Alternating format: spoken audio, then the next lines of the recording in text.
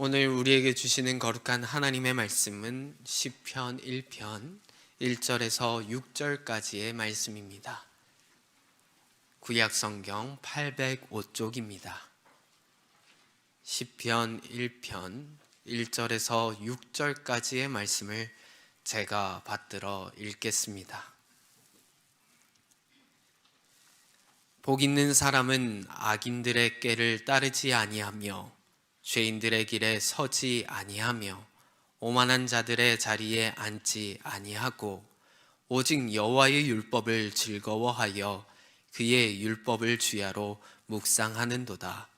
그는 시냇가에 심은 나무가 철을 따라 열매를 맺으며 그 잎사귀가 마르지 아니함 같으니 그가 하는 모든 일이 다 형통하리로다. 악인들은 그렇지 아니하며 오직 바람에 나는 겨와 같도다. 그러므로 악인들은 심판을 견디지 못하며 죄인들이 의인들의 모임에 들지 못하리로다. 무릇 의인들의 길은 여호와께서 인정하시나 악인들의 길은 망하리로다. 아멘. 복 있는 사람이라고 하는 제목으로 우리 하나님의 말씀 선포하겠습니다. 시편 1편을 보면은 복이란 말로 시작해서 망한다는 말로 끝을 맺고 있습니다. 자, 사람들이 가장 좋아하는 복과 또 사람들이 가장 싫어하는 멸망이라고 하는 말이 시작과 끝에 나온다고 하는 것은 모든 사람들에게는 두 가지 길이 그 앞에 놓여 있다라고 하는 것을 말하고픈 겁니다.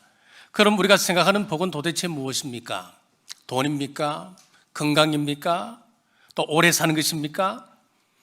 한경직 목사님이 이렇게 설교 시간에 교인들에게 물었답니다. 여러분, 돈 많은 것이 복 있는 사람입니까? 라고 이야기했더니만 당시 1920년대였으니까 얼마나 먹고 살기 힘들었습니까? 가난한 성도들이 아멘이라고 큰 소리로 화답을 했습니다. 또 질문을 했습니다. 오래 사는 것이 복 있는 사람입니까? 라고 했더니만 더 큰 목소리로, 우리와 같은 목소리로 아멘이라고 했습니다. 자, 그 대답을 듣고 한 목사님께서 어렸을 때 자신의 할아버지로부터 이야기를 들려줍니다. 1800년대 이야기겠지요. 그 당시는 못 먹었을 때였으니까 우리 국민의 평균 연령이 50세가 채 되지 않을 때였습니다. 한 부자가 있었대요. 60이 넘었습니다. 그 당시로는 굉장히 장수하고 있는 노인이었습니다. 당시 보릿고개로 마을 사람들이 힘들어할 때면 이 부자 노인은 돈을 들고 가난한 집을 찾아다니며 돈을 주고 어린 딸들을 사왔습니다. 그리고 어린 첩들을 열어두게 되었다고 하는 것입니다. 이 이야기를 하고서 한경직 목사님이 또 질문을 했습니다. 이 사람이 돈 많고 오래 사는 것 복 있는 것입니까? 그랬더니 교인들이 조용하더라는 거예요. 복은 환경이나 소유의 문제가 아니라 존재의 문제입니다. 돈과 건강 자체가 복이 될 수가 없습니다. 내가 복 있는 사람이 되면은 부와 장수, 건강이 복이 되는 거예요. 내가 악인이면 돈 많은 것이 재앙입니다. 권력이 재앙입니다. 오래 사는 것은 더 큰 재앙이 되는 겁니다. 내가 무엇을 가지고 있느냐가 아니라 내가 어떤 존재가 되어가야 하는가, 이것이 중요합니다.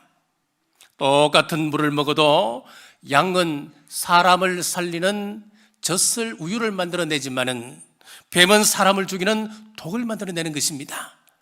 그렇다면 어떻게 해야 복 있는 사람일까요?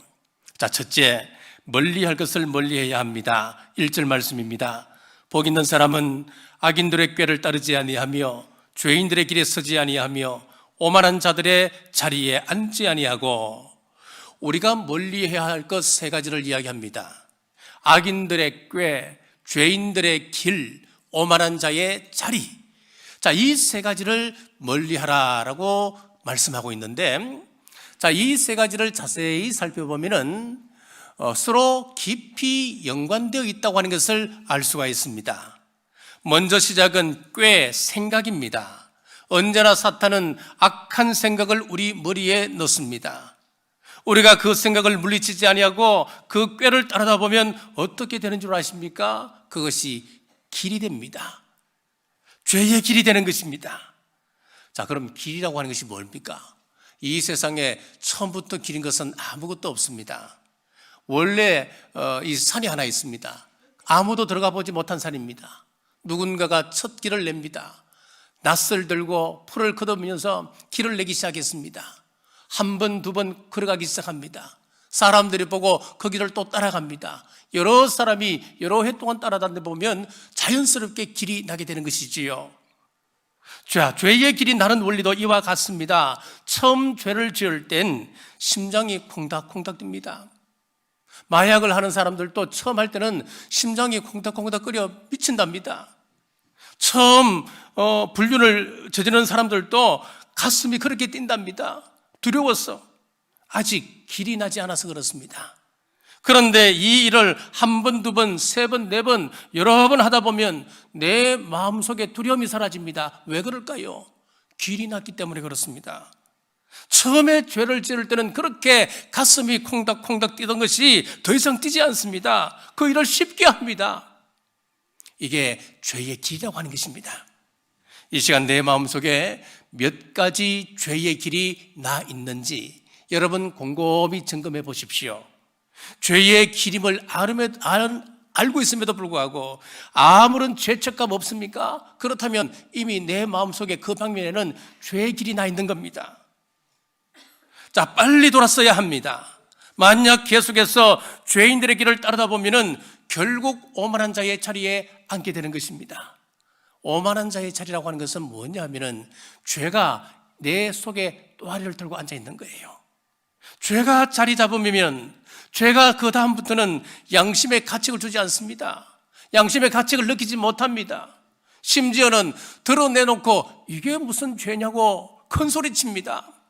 한 걸음 더 나가게 되면 다른 사람을 그 죄의 자리로 초청까지 하는 것입니다. 바벨탑을 쌓을 때 보십시오. 사람들은 서로 악을 도모합니다. 우리가 그러잖아요. 우리가 벽돌을 만들자. 우리가 이 벽돌로 탑을 쌓자. 하늘에 닿을 만큼. 우리가 그러잖아요. 서로 악을 조장하는 거예요. 악은 혼자 행하기보다는 함께 행하여 함께 타락의 길로 들어가게 합니다. 하와가 선악과를 따먹었습니다. 그 만난 것 혼자 먹고 조용하면 되잖아요. 그런데 아담에게 억지로 먹으라 하는 거예요. 함께 악을 행하게 하였습니다. 악은 혼자 서지 못하기 때문에 그렇습니다. 그래서 성경은 악한 것은 모양이라도 버려라 라고 했습니다. 흉내라도 내지 말라고 말씀하는 거예요. 이 악은 점점 자라기 때문에 그렇습니다. 모든 파멸의 원리가 이와 같습니다. 사탄이 꾀를 주며 따라오라고 이야기합니다. 그 생각을 물리치지 않고 따라가다 보면 죄의 길이 생기게 됩니다. 거기에서도 돌아서지 아니하면 오만한 자리에 우리는 털고 앉을 수밖에 없습니다. 그러므로 누가 복받은 자입니까? 생각을 조심하는 사람, 그리고 죄의 길이 나는 것을 두려워하는 사람, 오만한 자리에 앉지 않는 사람, 이 사람이 복 있는 사람임을 믿으시고 자신의 마음을 점검하는 이 시간 되시길 주님의 이름으로 축복합니다. 둘째, 율법을 주야로 묵상해야 합니다. 2절입니다. 오직 여호와의 율법을 즐거워하여 그의 율법을 주야로 묵상하는도다. 자, 1절에서 악인들의 시작이 악한 꾀를 따르는 것입니다. 자, 이 꾀라고 하는 것은 생각을 이야기합니다. 2절에서도 보면은 복 있는 사람들은 무엇으로 시작하느냐 하면은 말씀 묵상. 자, 여기서 묵상이라고 하는 것은 또한 같은 생각을 이야기합니다. 똑같은 생각을 이야기하는 거예요. 내가 무엇을 따라가느냐, 무슨 생각을 따라가느냐, 거기에 따라서 악한 꾀가 될 수도 있고 말씀을 묵상하는 사람이 될 수도 있다, 이 말씀이지요. 나쁜 생각이 들어올 때에 악한 꾀를 따를 것인가 아니면 하나님의 말씀 묵상할 것인가 우리가 결정해야 됩니다. 자, 여러분, 이 성경은 놀라운 책입니다. 이 속에는 각종 보화들이 가득 있습니다. 그런데 이 보화는 우리가 말씀을 묵상함으로 우리가 취할 수 있는 보화들입니다. 자, 옛날에 새해가 되면은 집집마다 복조리를 다 걸어두었습니다. 조리가 뭐 하는 겁니까? 살을 일 때 사용하는 도구 아닙니까? 살을 일면은 거기에 겨가 딸려 올라옵니다. 그 각종 살 이외의 것들은 다 올라오는 것 아니겠습니까? 그래서 깨끗한 살을 골라서 밥을 짓는 거예요. 조리로 결을 골라내듯이 내 인생의 저주와 상처와 잘못된 것과 악한 것들을 걸러낼 수 있는 지혜가 필요합니다. 그렇습니다. 여러분 인생에 해야 할 말과 해서는 안 될 말, 봐서는 될 것과 보지 말아야 될 것, 이것 잘 골라내는 것이 복이라고 하는 것입니다. 사랑하는 여러분, 새해엔 복조리 같은 하나님의 말씀을 묵상함으로 악한 생각을 거들낼 수 있는 우리 모두 되시길 주님의 이름으로 축복합니다. 셋째, 복 있는 사람에게 주어지는 복입니다. 3절입니다. 그는 시냇가에 심은 나무가 철을 따라 열매를 맺으며 그 잎사귀가 마르지 아니함 같으니 그가 하는 모든 일이 다 형통하리로다. 똑같은 나무인데 어디에 심기 우렸냐에 따라서 결과는 달라집니다. 사막에 심겨온 나무는 생존에 급급한 나무가 되어서 잎사귀도 좁아집니다. 그것이 가시를 내는 나무라면 마치 가시가 강철 같은 가시를 내는 거예요. 사람을 찌릅니다. 아픔을 줍니다. 사람들에게 선한 영향력을 끼칠 수 없다고 하는 것입니다. 그런데 시냇가에 심겨진 나무가 되면 열매를 맺습니다. 무성한 잎사귀를 내어서 사람들에게 안식을 주고 쉼을 제공합니다. 똑같은 나무인데 결과는 다릅니다. 여기서 시냇가라고 하는 것은 복의 근원이신 하나님을 상징합니다. 하나님의 말씀을 상징합니다. 우리 신앙생활의 궁극적인 목표는 무엇입니까? 여러분들 왜 예수님을 믿고 오늘 또 예배당에 나와서 하나님 앞에 예배드리는 것입니까? 우리 신앙의 궁극적 목표는 구원입니다. 천당 가는 것입니다. 우리의 궁극적인 목표가 천당 가는 것이지만은 우리가 이 땅에 살아갈 때도 하나님 앞에서 성화의 삶을 살아 열매 맺는 삶을 살아야 합니다. 그래야 하려면 말씀에 뿌리를 내려야 합니다. 그러면 오늘 본문에서 예수님 믿는 자들의 복을 구체적으로 무엇이라 이야기합니까? 여기 흐르는 주 내용이 무엇이냐 하면은 환난은 모든 사람들이 당하는 거예요. 환난을 면하게 하는 것 아닙니다. 내가 시냇가에 심겨진 나무라 할지라도 세파의 그 환난들 피할 수가 없습니다. 다 맞아야 됩니다. 모진 비바람도 맞습니다. 눈이 내리면 나뭇가지가 부러지기도 합니다. 세상 사람이 당하는 불경기도 당하고 불황도 당하고 어려움도 당합니다. 고통을 겪을 수도 있습니다. 실패를 맛볼 수도 있습니다. 내가 무슨 암에 걸려서 시한부 인생을 살아가는 사람일 수도 있습니다. 세상 사람들과 똑같은 환난을 당하는 것입니다. 그러나 아무리 가물어도 영향을 공급받을 수 있는 힘의 원천을 가지고 있기 때문에 우리는 복 있는 사람인 겁니다. 철을 따라 열매를 맺습니다. 잎사귀가 마르지 않습니다. 그가 하는 모든 일들이 형통하리로다 라고 말씀하고 있습니다. 성경에서 이 형통이라고 하는 것은 세상적으로 이야기하는 형통의 개념과는 차이가 있습니다. 성경에서 말씀하고 있는 형통이 무엇일까요? 그것은 하나님의 말씀이 나를 통하여 이루어질 때 그것을 형통이라고 이야기합니다. 요셉을 보십시오. 요셉의 인생은 형통한 인생이었다. 그는 형통하였다. 그렇게 평가하고 말씀하고 있지 않습니까? 요셉이 정말 형통한 삶을 살았습니까? 형들한테 팔려가는 거 그게 무슨 형통입니까? 보디발의 아내의 그 유혹을 이겨내었는데 그 상받을 일이지 어떻게 감옥에 들어갈 수 있습니까? 그것이 어떻게 형통입니까? 그런데 요셉의 삶은 그때마다 형통하였더라 말씀하는 거예요. 왜 그렇습니까? 하나님의 섭리가 그를 통하여 지금 이루어지고 있기 때문에 하나님은 형통하였다 그렇게 말씀하는 거예요. 그렇습니다. 우리가 철을 따라서 열매를 맺는 것, 우리가 말씀에 깊이 뿌리 내리고 있으면 하나님의 샘에 우리가 깊이 뿌리 내리고 있으면 하나님의 뜻이 우리를 통하여 이루어지는 거예요. 그래서 형통하다 그렇게 말씀합니다. 악인들은 혹 화려하게 보일 수도 있습니다. 그러나 환난의 바람이 불게 되면 모든 것은 날아갑니다. 무너지게끔 되어 있습니다. 4절을 보십시오. 악인들은 그렇지 아니하며 오직 바람에 나는 겨와 같도다 라고 했습니다. 북극이나 이 남극 근처에 가면은 빙하가 있습니다. 자, 이 물 밖에 보이는 빙하는 전체 가운데 9분의 1 정도만 우리 눈에 드러납니다. 그 나머지 9분의 8은 물 속에 있는 거예요. 그래서 빙산의 일각이다, 뭐 그런 말도 사용을 합니다. 그럼 이 빙하를 움직이는 것은 무엇일까요? 물 밖에서 부는 바람일까요? 아닙니다, 여러분.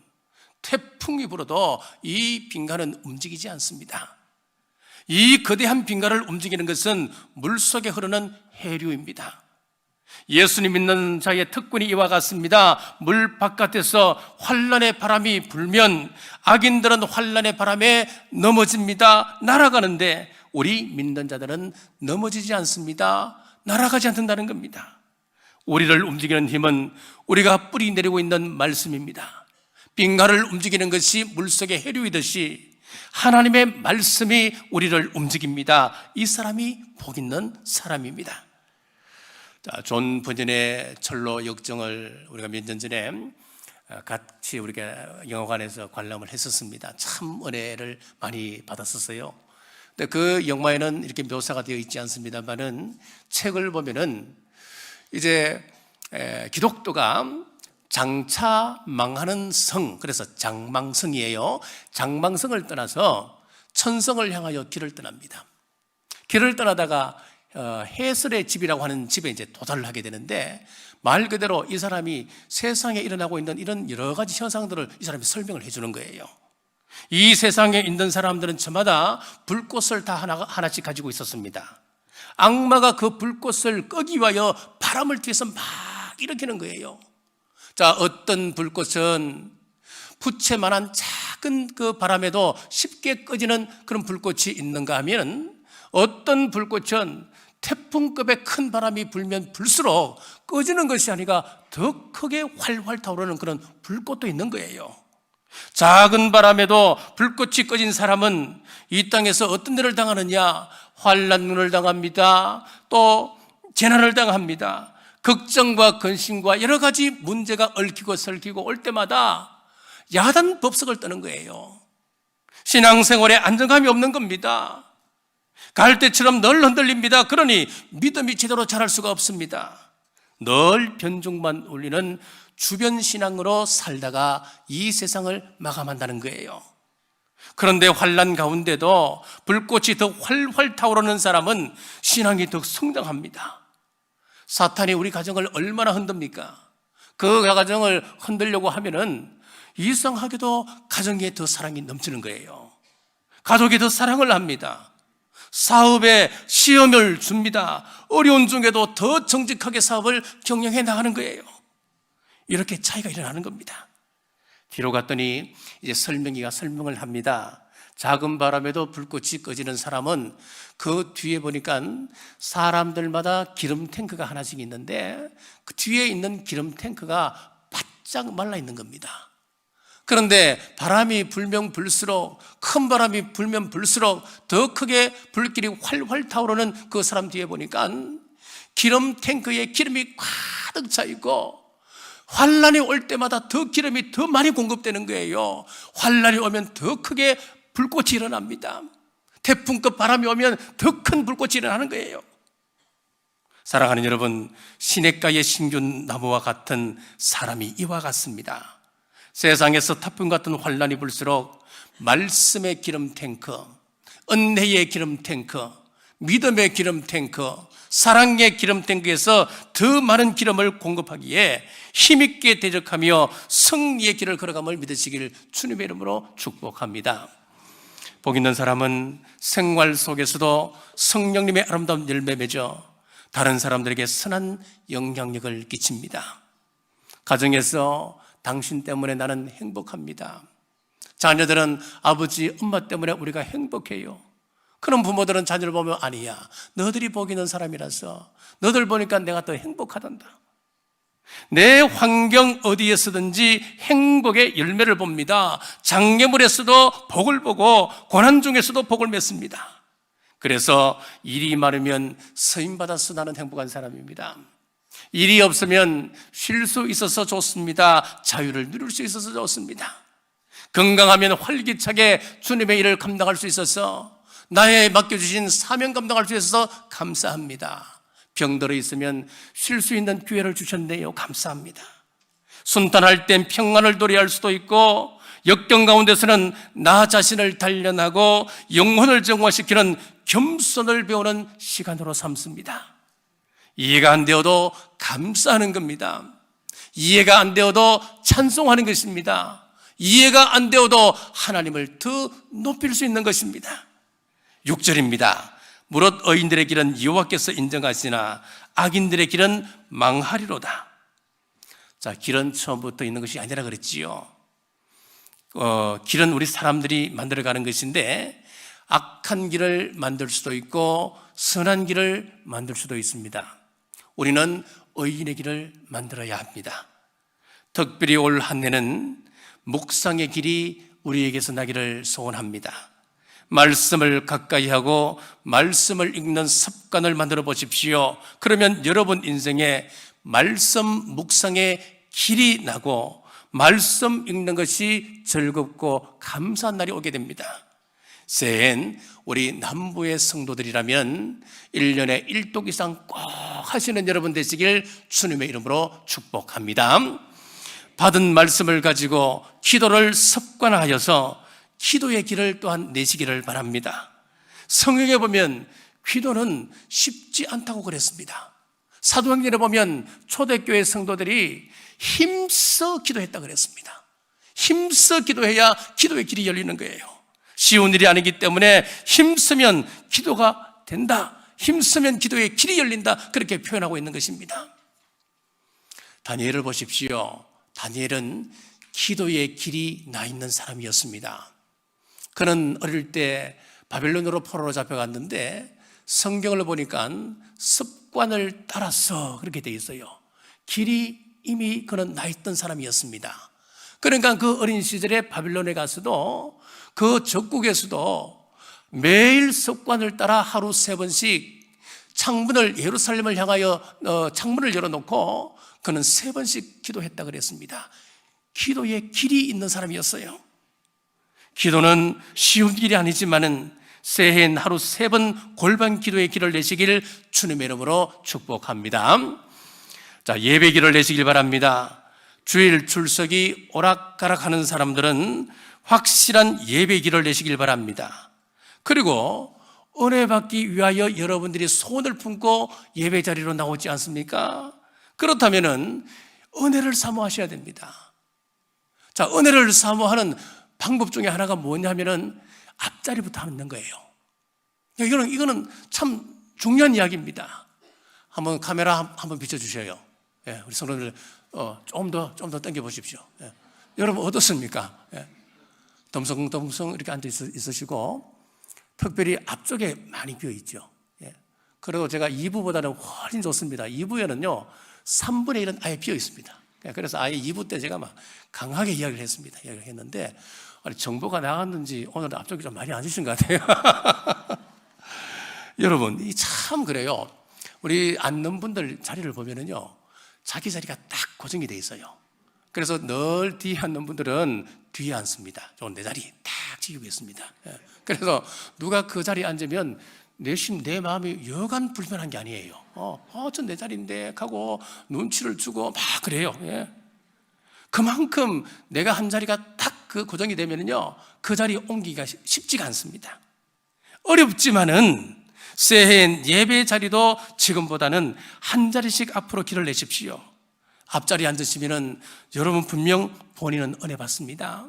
그리고 설교자에게 힘을 실어주는 거예요. 그리고 적극적인 예배 참여자가 되는 겁니다. 자, 록펠러 어머니가 어릴 때부터 이 록펠러에게 늘 이렇게 신앙 훈련을 시켰대요. 록펠러야, 너는 세상에서 양보할 수 있는 거 다 양보해라. 권력도 양보하고 명예도 다 양보해라. 그런데 딱 한 가지, 말씀 듣는 시간, 은혜 받는 그 자리만큼은 양보해서는 안 된다. 어릴 때부터 록펠러에게 그렇게 신앙 훈련을 시켰다는 겁니다. 예로부터 앞자리는 무슨 자리라 그랬어요? 금자리잖아요. 예. 그럼 중간 자리는요? 그럼 뒤에는요? 동자리요? 네, 그랬을 줄 알았습니다. 뒤에는 잠자리래요, 잠자리. 참 감사하게도 우리 교회에 출석하시는 우리 성도님들은 주무시는 분이 안 계셔서 제가 참 감사해요. 네. 그런데 뒷자리는 예배를 돕는 분들, 예배위원들은 어쩔 수 없어요. 몸이 불편하신 분들, 앞으로 나오실 수 없는 그런 분들이 또 계셔요, 형편상.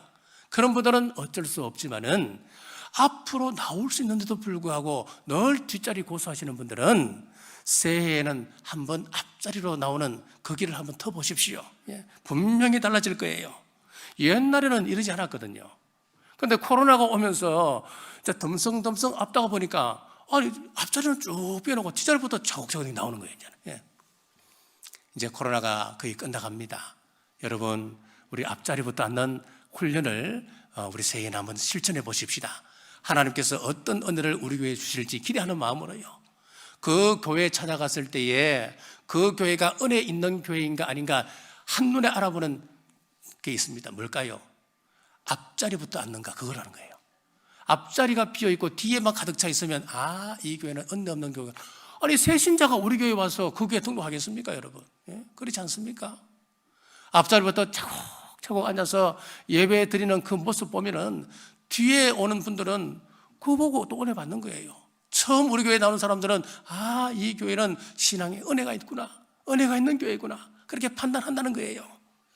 새해에는 말씀의 길, 기도의 길, 예배 길을 내시길 주님의 이름으로 축복합니다.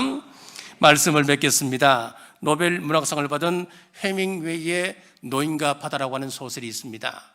이 소설은 쿠바에서 고기잡이하는 한 노인의 이야기입니다. 84일 동안 한 마리의 고기도 잡지를 못했습니다. 85일째 고기를 잡았는데 5m나 되는 큰 물고기를 잡게 되었습니다. 3일간 사투를 벌이며 손에는 피가 줄줄 흐를 정도로 이 고기를 열심을 다하여 최선을 다해서 잡습니다. 생사를 넘어듭니다. 그래서 이제 뿌듯한 마음으로 이제 항구로 돌아오는데, 돌아오는 길에 상어떼를 만난 것 아니겠습니까? 노를 가지고 상어를 쫓아보기도 하고 파도를 치며 소리를 내어서 상어를 쫓아내기도 합니다만은 고기는 다 물어뜯기고 항구에 돌아왔을 때는 앙상한 뼈만 남게 되었다고 하는 이야기입니다. 여러분, 이 작품에 대한 다양한 해석이 있지만은 전체 주제가 뭐라고 생각하십니까? 전체 주제는 허무함입니다. 목숨 걸고 사투를 벌여 낚았던 고기지만은 정작 고기를 잡아 기쁨을 나눌 항구에 돌아왔을 때는 앙상한 뼈만 남아있는 것이 우리 인생이라면 우리 인생은 얼마나 허무한 인생이 되겠습니까? 성경은 말씀합니다. 4절 말씀입니다. 바람에 나는 겨와 같도다 라고 했습니다. 목숨 걸고 사업을 냈습니다. 밤잠 자지 아니하고 열심히 공부하며 앞만 보며 인생을 달려왔습니다. 하지만 불평과 불만만 남아있다면, 영원한 천국에 들어갈 수 없다고 한다면 바람에 나는 겨와 같지 않겠습니까? 노인과 바다의 그 소설 내용처럼 얼마나 허무한 인생이 되는 것입니까? 새해엔 악인의 꾀, 죄인의 길, 오만한 자의 자리가 아니라 하나님의 샘에 깊이 뿌리내려 하나님과 교통하여 말씀의 길, 기도의 길, 예배의 길을 내어서 무성한 잎사귀와 열매를 맺는 2023년 되시길 주님의 이름으로 축복합니다. 기도하겠습니다. 하나님 아버지, 오늘 시편 1편을 통하여 복 있는 사람을 나누게 하심 감사합니다. 악인의 꾀를 따르지 않고 죄인의 길에 서지 않고 오만한 자의 자리에 앉지 않고 여호와의 율법을 즐거워하며 주야로 묵상하는 자들 되어서 성령님의 아름다운 열매 맺는 우리 성도들 되게 하옵소서. 주님의 보혈로 덮어주셔서 죄의 길이 나의 삶에서 잊혀지게 하옵소서. 나도 모르게 앉은 오만한 자의 자리에서 내려오게 하시고 이제 내 삶에 말씀의 길, 기도의 길, 예배의 길을 내어 살아계신 하나님께 통하는 2023년 되게 하여 주옵소서. 다시 오실 예수님 이름으로 간절히 기도드리옵나이다.